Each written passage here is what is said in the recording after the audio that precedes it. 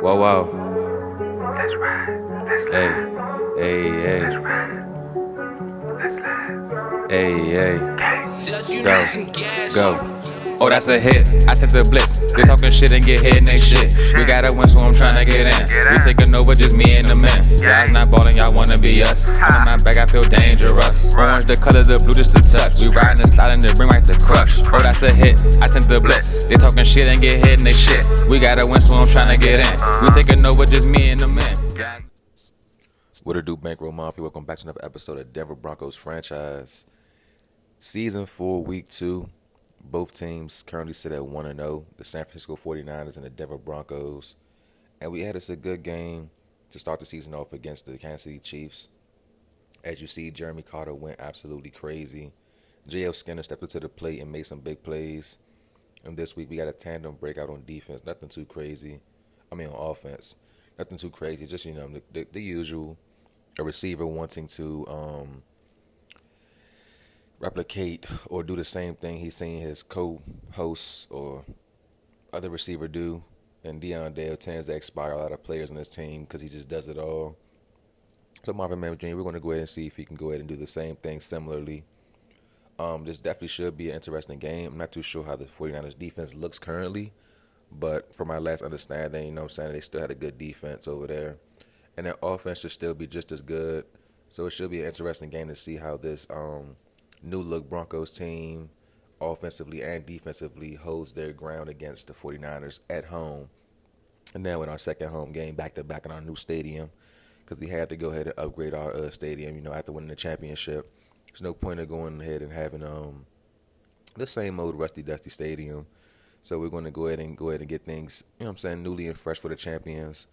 Even if we don't make it back this year, we can at least say we did win in 2025.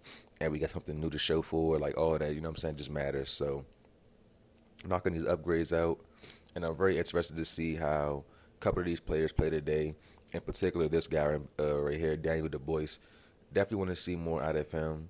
Not just him as well. I want to see more from a couple of other guys we also got on this team. The rookie Warren Reddick did a great job in his debut. He had some kind of slip ups and coverage, gave up a TD, but ultimately he made it back in his debut, getting an interception. So I think he got two, if I'm not mistaken. Baby. And Timmy Booth, I do want to see more production from him as well, because he does have that superstar ability, but to be fair, Juan Poyer, the other D tackle we just drafted, overall wise, is right there on Timmy Booth's hip. And of course, with DeForest Buckner being the main D tackle, it's kind of hard to rotate the other two. Not as easy to do that as we can do with J.L. Skinner and Dimitri Felix at the safety position, because they both can come out of different packages. But we'll just see how the season goes, man. And then Josh McCurry, I can't wait to see this guy get on the field more as well. He's kind of like what I see as Troy Price Jr. for the Steelers. As one of those players who you excited to see. They got the size, the scales. You just want to see them ball out. But due to depth chart or injuries, they just not on the field just yet.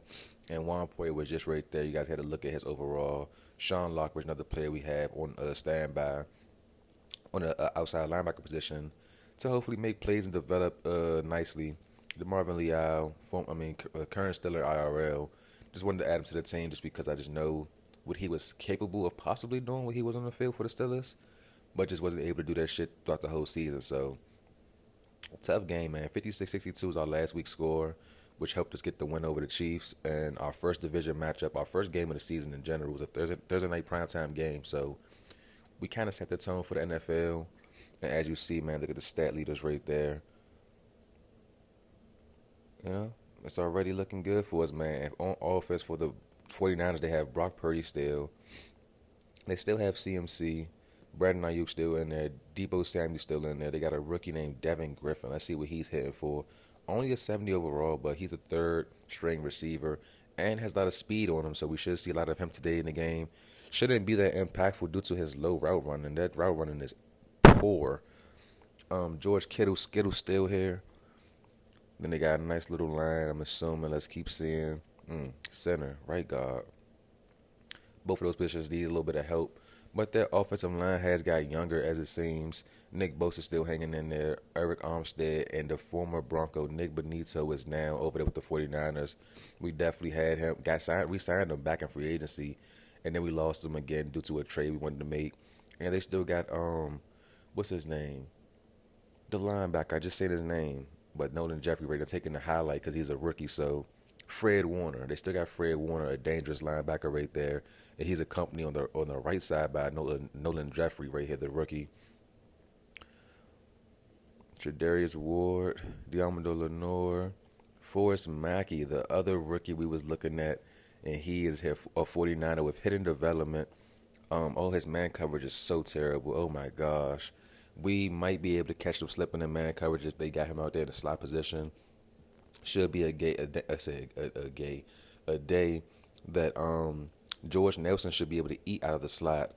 And of course they still got the next generation Troy Polamalu and what the heck is the dude name?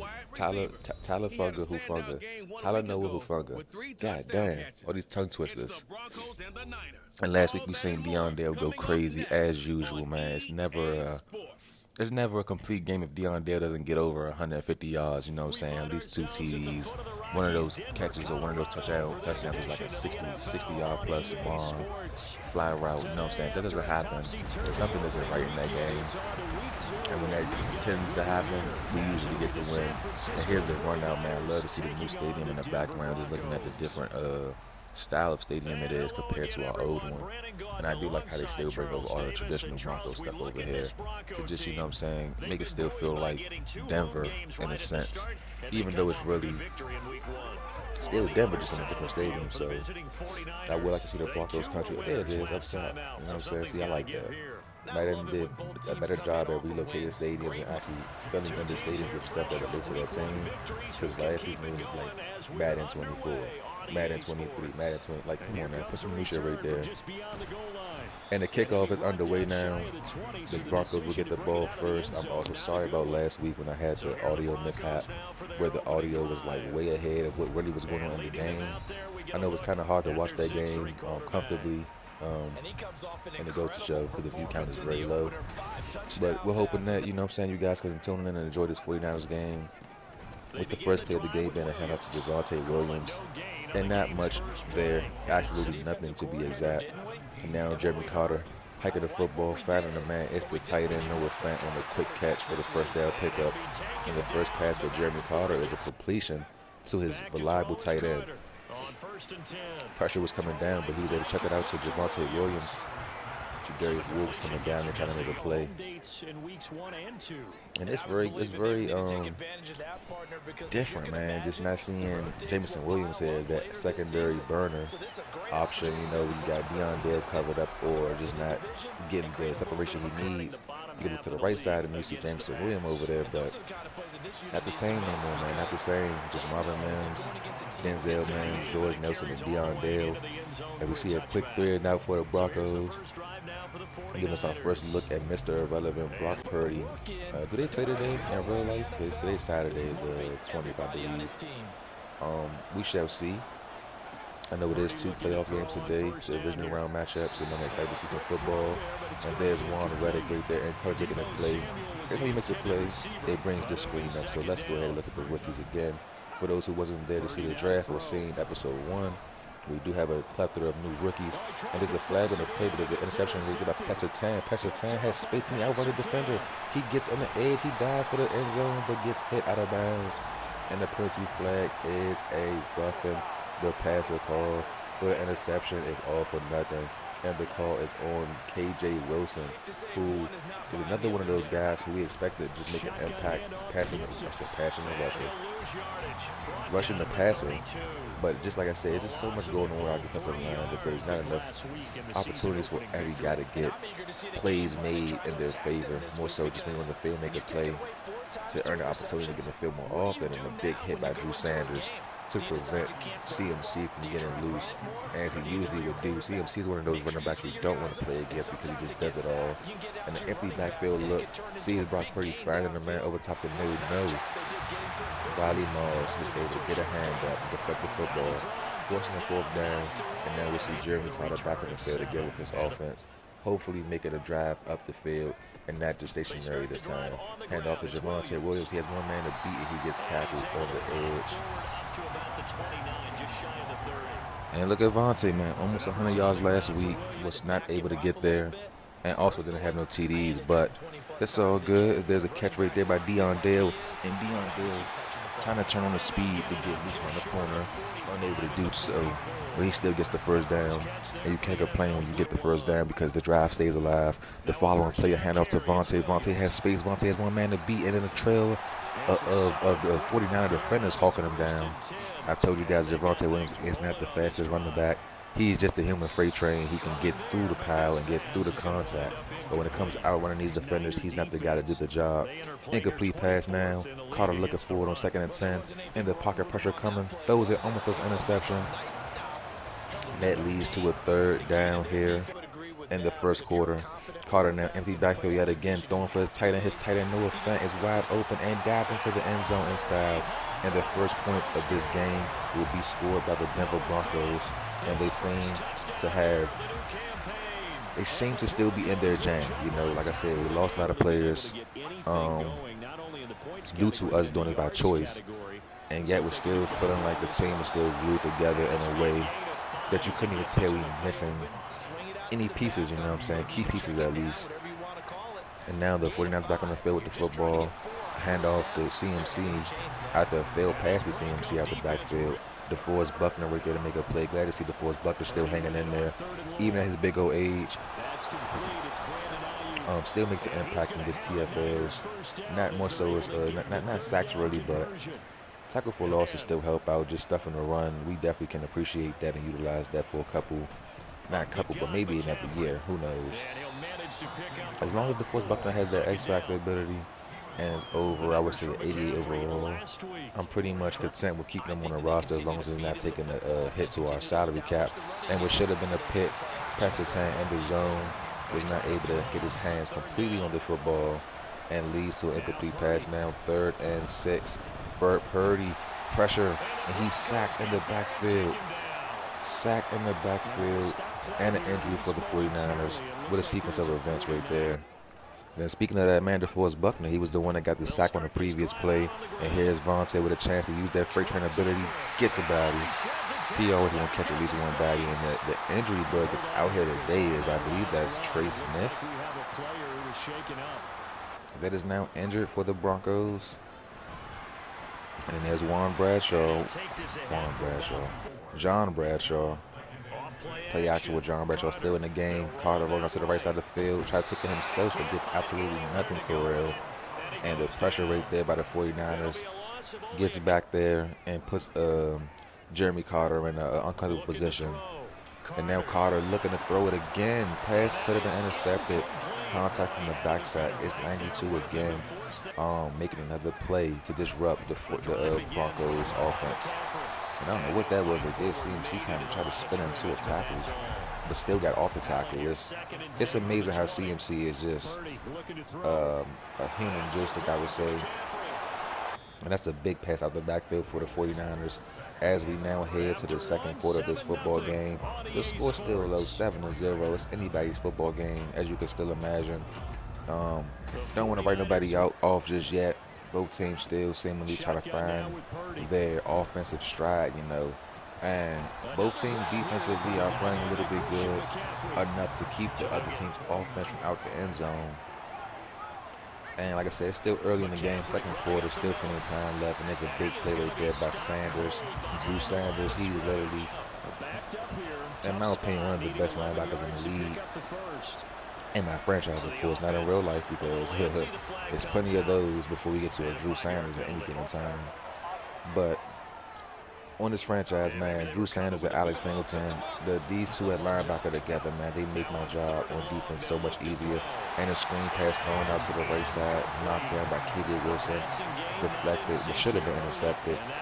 But it's all good. We'll take what we can get. And then we'll see the Broncos back on the field with the football yet again, open to add more points to their score than just 7. Vontae maneuvering through the crowd. He using his little bit of speed that he somehow has. Jukes a defender and gets a lot of yards in that play. Vontae with a great run out the backfield just now to get the Broncos up the field past the 50-yard line.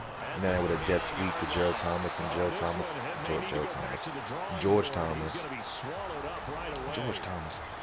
Nelson. God damn, am I missing the wide receiver Gerald Thomas that we had in my team last season? Am I missing him? I know he wore number 13 as well, so that's probably why I kind of like think about him. But either way, George Nelson on a jet sweep was not able to get much, and then followed that up to a Javonte Williams handoff, and he gets those yards back. Quick pass now, caught by Marlon Mack Jr. for the first down to keep the drive alive. And now the Broncos are in. We're inching into the red. Well, we're in the red zone now because there was Javonte Williams taking it up the field, getting down to the 5-yard line with no effort needed at all. He is in the zone as well, so why not feed the hand right here? But John Bradshaw, who's been our touchdown machine, considering the fact that in week 1 he had about 2 TDs in the ground. If he didn't have 2, he had at least 1. Mike Dyson, I think, also had a touchdown in that game. Off the fullback sneak. We'll go ahead and throw a toss play to John Bradshaw. He gets past his defenders and gets into the end zone yet again. Vontae might be the yardage guy, but we do want to make John Bradshaw involved in this year's success. And if he's not going to be in the field to make plays to get yards on the ground, he will have to be the one getting to the end zone and be our red zone back. I know it seems kind of backwards to make Bradshaw the red zone back and not the back that gets up the field because he has the speed, but we definitely think that John Bradshaw, you know what I'm saying, we traded for him for a reason, so let's get him involved into the football game. And we've seen what he can do, him and Josh Webb, when Javonte Williams is injured or absent from play. So no need to panic. And with a risky throw into double coverage, and they still get the catch made. George Kittle, you know, is definitely one of those tight ends when you say reliable, sure-handed. George Kittle is definitely that definition of that.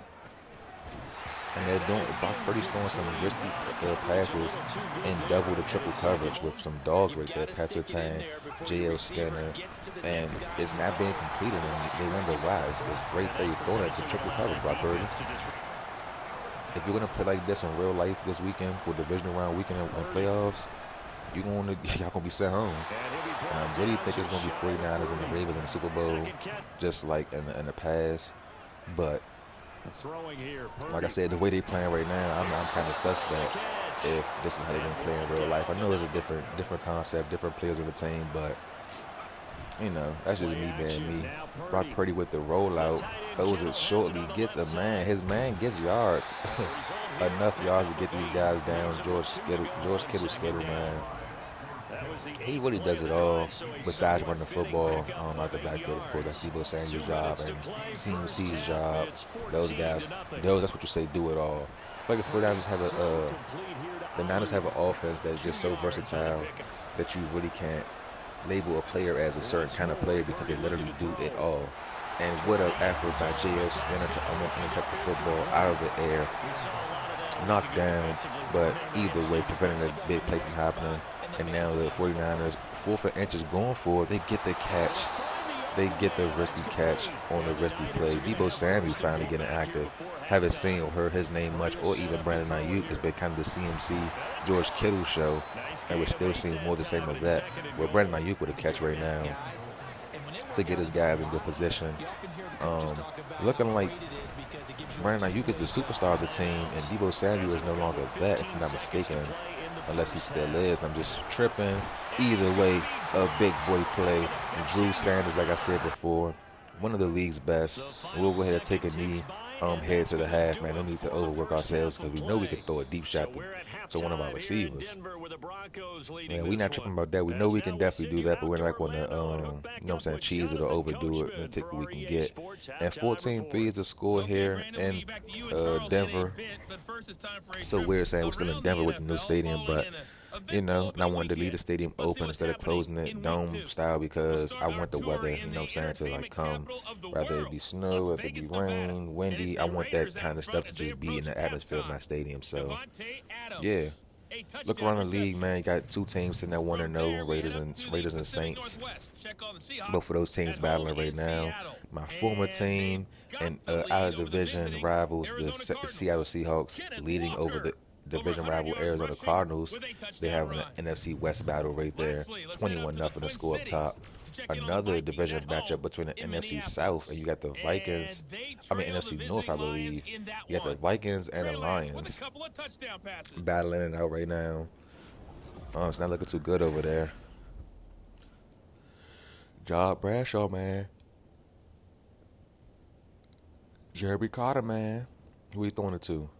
Noah Fant, man. The first play of the game. Well, not first play of the game. First touchdown of the game. Led to the first points of the game, and then we'll see the kickoff.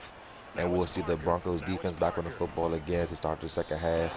The 49ers have a chance, you know what I'm saying? Hopefully the locker room talk that they had with Brock Purdy kind of got them in shape to mount a better drive or a better sequence of plays and look off Brock Purdy taking it with himself using his legs and almost ran into a brick wall in Drew Sanders. Luckily, he took the opportunity to slide and not go all the way because that would have just been tragic. And a deep shot, they found a man. It's caught. First down for the 49ers is George Kittle. And maybe George Kittle is the player who's not X Factor no more. And from what it's looking like he's the one who's not nothing.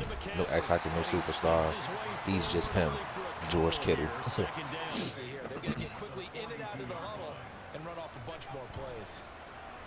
Play action again. Brock Purdy finding a man. They're finding their receivers this time. The play action game is working very nicely in their favor.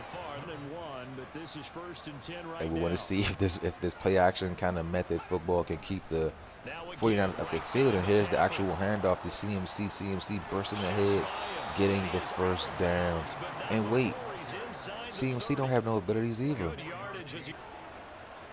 Wow, the 49ers really are like losing their touch. Like not losing their touch, but like losing their touch for really. Because bro, their offense right now should be Brock Purdy should be superstar. CMC should be X Factor. Kittle should be X Factor. Debo should be X Factor. And Ayuk should be superstar. But it's quite the opposite. Purdy is nothing. CMC is nothing. George Kittle is nothing. Ayuk and Debo both are superstar. I'm not sure if maybe it's because the league is full of young talent now or what, but I'm not going to question it. I'm just going to be thankful for it because that could definitely be a game changer or impactful for the 49ers as Caden Stern is trying to get over there for an interception. But luckily, Pastor Town was able to tackle his defender, his receiver down quick enough. Deep shot in the end zone. Juan Reddick should have jumped up there and got the pick. He is 6'4", but yet he missed the opportunity and let Debo Samuel catch the football on the backside for a touchdown. What a crazy play, because how it looked and how I pressed the button, it should have been a pick. But instead it goes right over Juan Reddick and his 6'4" frame and lasted to Debo Samuel's 5'11" frame. Like what? Come on now.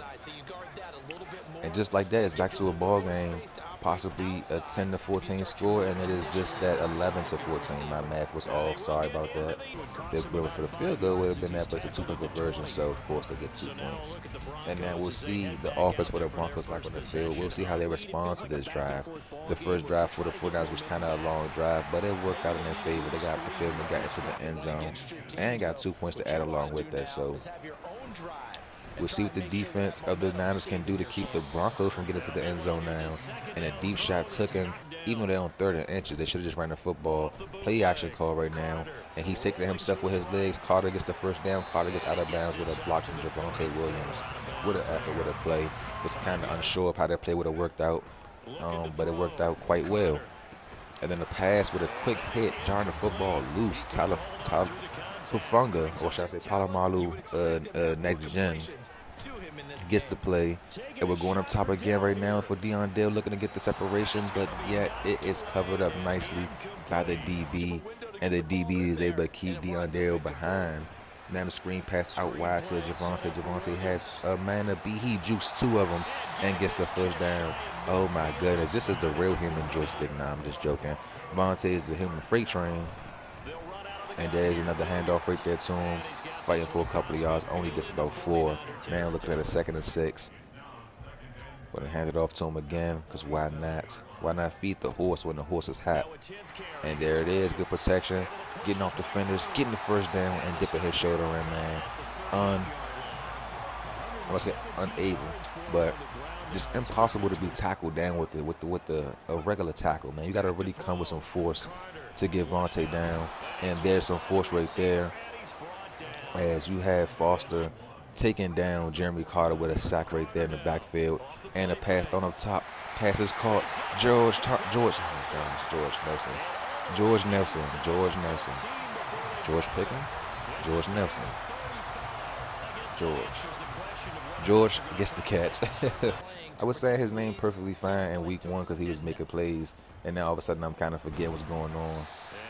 Avonte with the cutback, still picking up 3 yards on the play. Play action right there. Pressure from the left side, throws it up top, and the pass is incomplete.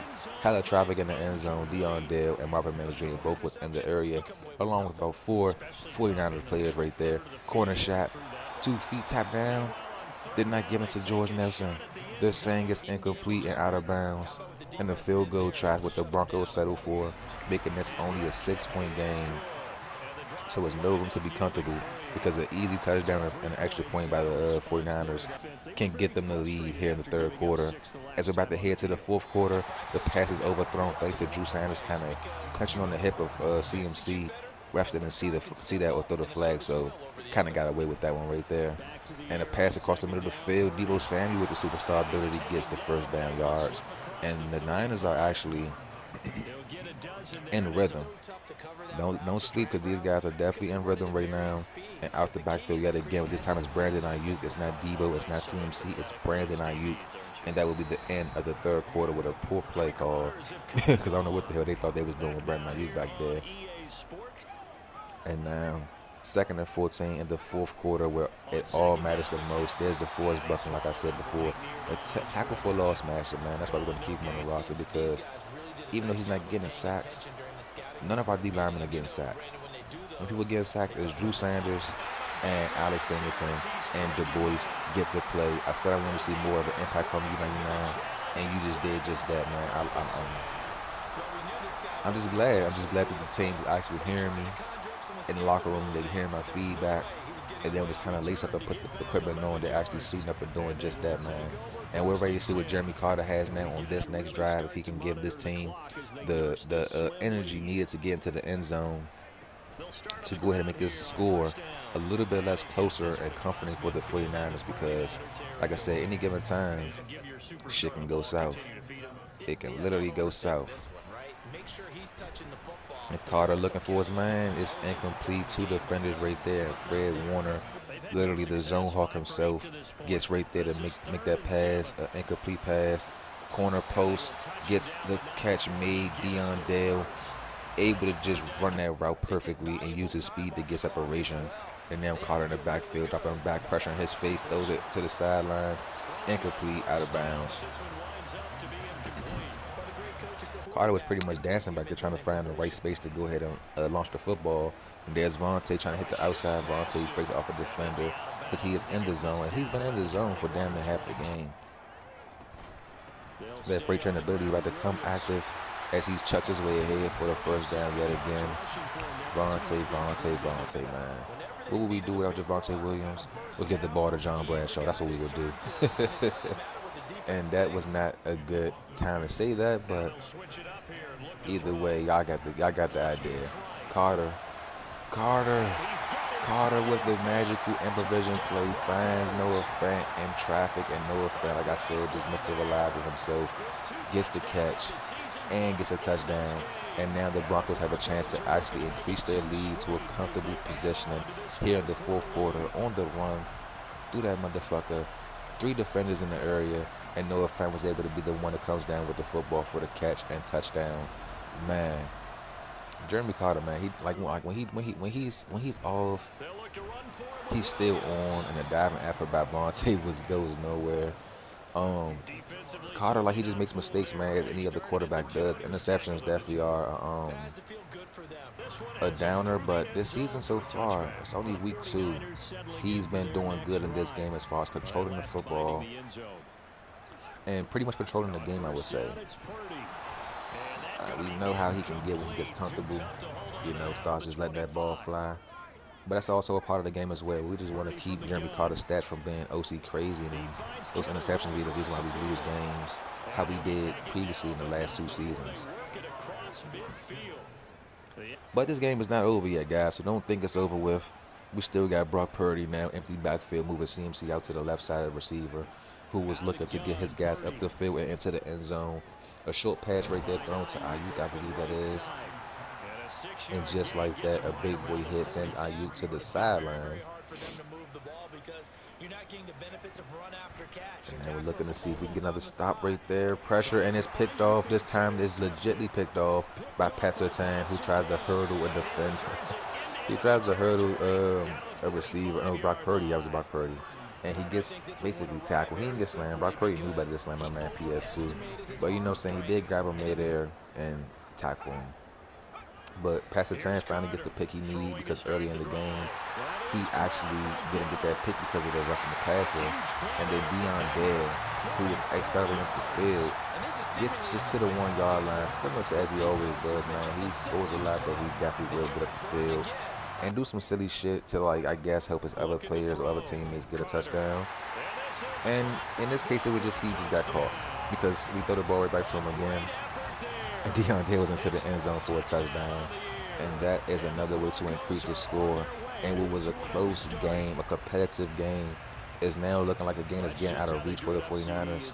And we're in the fourth quarter, so if the Niners want to do anything right, now would be the time to do so. 3 minutes, a little bit under 4 minutes left here in the fourth quarter. 30-11 is your score. Drew Sanders right now lurking in the middle of the field, trying to make a play. And they've thrown it up top right now. Warren Reddick unable to stick onto his man. He's been having a hard time sticking with Deebo Samuel this whole game, but we're not going to complain. And there is Josh McCurry. He was also unable to stick with his man. Both of the rookies are out here right now because the 49ers are in that hurry-up offense, leaving our personnel on the field. And they're throwing another quick pass again. This time Surtain is unable to keep it with his man. So it's not just the rooks, it's also the vets. And now they're looking 2nd and 10. Oh, they both ran to each other, and they kind of delayed the route to getting where it needs to be. I love to see that because it happens to me so much, and they never call anything, so fuck it. Drew Sanders couldn't jump for that pass to be deflected, but he's able to put some contact on George Kittle. And George Kittle, I don't know why I call it George Kittle that, man, but George Kittle able to drop the football and unable to haul the football in, and Warren Reddick takes the wrong angle. He moves to the left, I think it's going to be an out route, but it really was an in route, and the catch was made by the Niners. The Niners looking to get into the end zone still before the 2-minute warning comes. Quick pass in traffic, it is caught. What will Brock Purdy do? 2-minute warning slowly approaching. Purdy finds a man on the left side. No, he does not. He finds Riley Moss instead. Riley Moss. Say it 3 times and he will come into your dream and he will scare you. Because Riley Moss is really the boss. He's been doing this since we started this franchise. He's just been under the table, low key with it, because he doesn't get in the field as much. But now with the chance to be actually a full-time starter, like this is the season for that. He's making the play, and there's John Bradshaw getting the handout, trying to go ahead and get the clock down to the 2-minute warning. Oh my, y'all seen how head coach Bankroll transformed into an off-brand George Nelson? It's a magic trick that only we can do. If you peeped it, you peeped it. If you did it, you did it. And there's the freight train powering ahead for the first down. And now we're going to take him to the hurry-up mode. Trying to give it to Vontae again. Vontae, there with an excellent block, man. And there's an excellent juke right there. And even the Greg Dawsons were trying to come up there and get a fucking block to help make Vontae run even that much better. 2nd and 10, no loss of yards, so he should still be in the zone. Nick Bosa making a play right there. 166 on the ground for my man Vontae. Finding the receiver, and it's a toe tap. Toe tap, feet was down, Dale. 33 seconds left here in the fourth quarter. Hand off to Vontae. Vontae doesn't know where to go. He's not in the zone no more. And even if he was, he wouldn't be no more off of that tackle for loss. And he gets the yards. Oh, he's still fighting. That's a freight train for real, man. Get the fuck out of here, man. Stop playing with Vontae. That'll be all this game has to offer, because we go ahead and take the W at home yet again. Can't complain really about the effort. Today was a good game for the team. 30-11 over our opponents. Defending our home turf yet again. We don't want to have a new stadium and start losing in the stadium that early, man. That'd be crazy. But yeah, Jeremy Carter found the receivers he need to find today. Dale did what he does best. Javonte Williams ran all over this team. And then we had help from John Bradshaw and the defense. The defense stepped up today, getting sacked, getting interceptions, and making plays. Man, Brock Purdy right there, 2 interceptions. Jeremy Carter with a clean game, no INTs and 3 touchdowns to add under his belt. Love to see that. Vontae ended with 171, no TDs. And McCaffrey with only 32 yards is crazy. Bradshaw with 10 yards but a TD. Debo with a TD, but 78 yards is the second best in the game in general because Deion Dale had the 107. And then Noah Fant had 2 tutties under his belt. So yeah, Drew Sanders, man, was everywhere he needed to be. He literally was acting like Fred Warner. If I say so myself, and the TFLs are crazy, man. Everybody got a piece of that pie. And then a lucky number 3 sacks a day, 2 interceptions on a day. And for the Niners, we seen Luke Foster get 2 sacks. We seen Hufanga get some tackle for losses. We seen Benito making some plays today, but not really much. But 3 tackles in the TFL. He was active. We seen his jersey number get called. That'll be it for that game right there. We thought this game was going to be a nail biter because the way how we was not unable to score, and the 49ers started scoring. Not scoring, but started moving the football up the field. Brock Purdy just made some mistakes, man, throwing the ball in the wrong spot at the wrong time, underestimating his defense in the secondary, and that ultimately caused him the game. And we'll go ahead and look at these scenarios right here to go ahead and close this week out. But y'all know the routine, man. That'll be all for this week. Next week we have, I believe, the Arizona Cardinals. So stay tuned for that episode right there. It's going to be head coach Bankroll Beasley versus head coach Mike White. If you know about my man, your boy Mike White channel, go ahead and tune into his channel. He got a Cardinals franchise going on right now. So when I play against teams like that I know other users are using, I kind of treat it like that's his team, even though it's not. Different players and stuff like that. It's a little side, like an inner note. But that'll be all for this episode, guys. Like, comment, subscribe if you do feel so inclined, man. I appreciate the support. Appreciate y'all tuning in, give me some time of y'all day. Having a great time with this franchise, man. Year 4. Can't wait to see how far we can go with this franchise, man. And we're 2-0 right now. Got the 1-1 Cardinals this week. You don't want to miss it, man. You don't want to miss the journey of the Super Bowl champs now. We're Super Bowl champs, so it's a different era. But until next time, Bankroll Mafia, stay tuned to the channel, man. I'm going to catch y'all next episode. Peace.